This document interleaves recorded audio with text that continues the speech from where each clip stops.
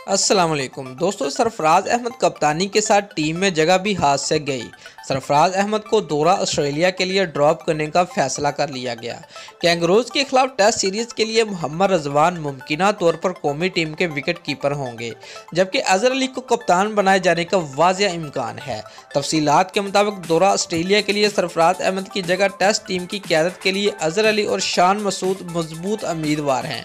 Green shirt की 27 अक्टूबर को Sydney रवानगी का प्लान है। इस दौरे के पहले मरहले में पाकिस्तान और ऑस्ट्रेलिया के दरमियान 3 टी20 मैचेस होंगे, जिसके बाद आईसीसी टेस्ट चैंपियनशिप का हिस्सा 2 टेस्ट मैचेस शेड्यूल हैं। फैसलाबाद में मौजूद हेड कोच और चीफ सेलेक्टर मिसबाहुल हक की सरबराही में पीसीबी की सिलेक्शन कमेटी ने इस अहम दौरे के लिए खिलाड़ियों के इंतखाब पर मुशावरा शुरू कर दी है। ज़रा के मुताबिक पीसीबी हकाम ने ऑस्ट्रेलिया के खिलाफ 2 टेस्ट मैचों के लिए सरफराज अहमद की जगह नया कप्तान लाने पर इत्तेफाक किया है। इस फहरिस्त में अजहर अली के साथ शान मसूद भी शामिल है। विकेट कीपर मोहम्मद रजवान को नायब कप्तान के तौर पर ग्रूम करने की प्लानिंग हो रही है। हेड कोच और चीफ सेलेक्टर मिसबाहुल हक अजहर अली को इस ओहदे के लिए मौजू समझते हैं। ताहम बोर्ड की एक आला शख्सियत के नज़दीक मुस्तकिल को सामने रखते हुए शान मसूद को क़यादत सौंपना ज़्यादा फ़ायदेमंद होगा।